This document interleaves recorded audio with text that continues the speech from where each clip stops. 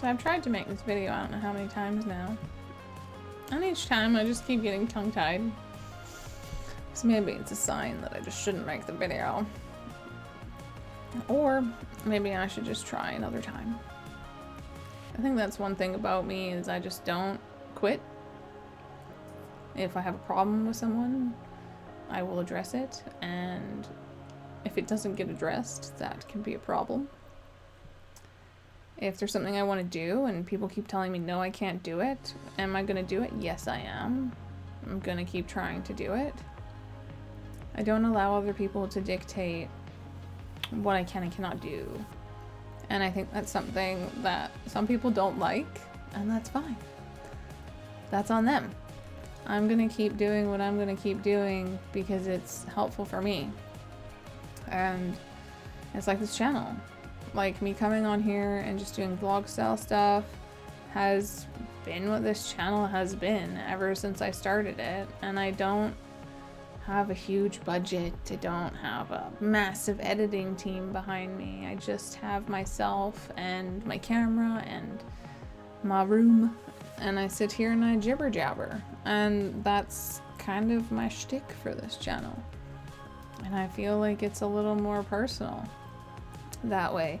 And I, you know, if I had the funds to do like high edits, because they're up there, they're expensive and they're high.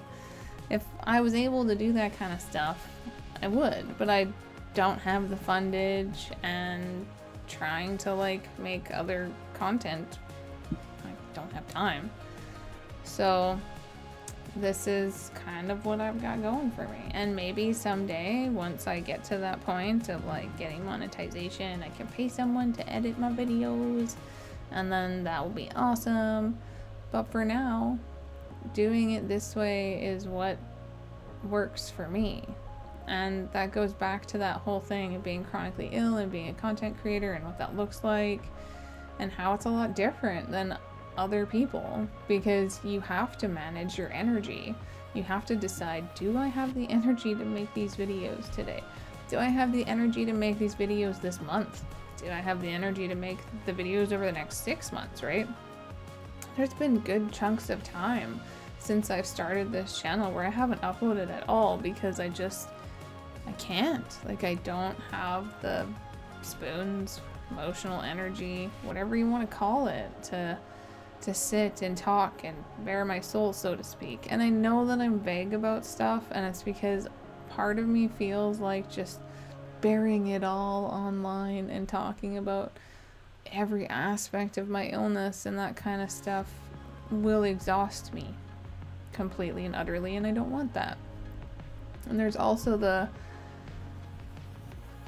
idea of it just being a lot, right? Like, it's a lot for me to live with. I know what I'm living with. I know what I'm dealing with. I've been dealing with it for a really long time. But sometimes when there's like new people that come into the community or come into my life in general, it can be very overwhelming for them to like hear the list of problems that I have with my health. So I understand that. So I do my best to not like overwhelm people, but I still think I end up overwhelming people. It just happens just because it's a lot of illnesses, right? Like, it's not one, it's 3, and then having had cancer, right? So it's a bit much, or so I've heard. I've heard it from doctors, and I've heard it from people my entire life. But it's my story, and it's part of who I am, and I'm taking that back because it's my story, and it's my right to share it if I want to. And that's why I did my documentary, was to try to tell things in a certain perspective, but also keep it so it's like still me, because I don't quit. I don't quit on stuff. I have a really hard time quitting on people, even when they're toxic, which is annoying. And it makes me mostly annoyed with myself, because I would like to just not be in that state with people where they're toxic towards me, and then I just am not respecting myself enough to walk away. And now I do have enough self-respect and enough knowledge to know what is appropriate behavior and what is not, and walking away from people sooner and not ignoring those red flags is definitely helping me in the long run. It does suck because it just kind of feels like at times that there's just a lot of bad people out there, or narcissists, or people that are very toxic and that kind of stuff. So recognizing that and then being like, okay, I need to be more selective as to who I spend time with, or as who I share stuff with, or even people that are, you know, potentially gonna be in my inner circle. Even then, I don't really let people in, because there's just a lot of traits that I've noticed in people that I try not to have in myself, and I don't want to spend time around people that have those traits, because I don't want to start mirroring someone else's bad behaviors, like dysregulated emotions. When going to therapy and working on myself through therapy has helped me to not be so dysregulated, and I've done so much work in that department that I'm not going to allow someone to undo all of that work.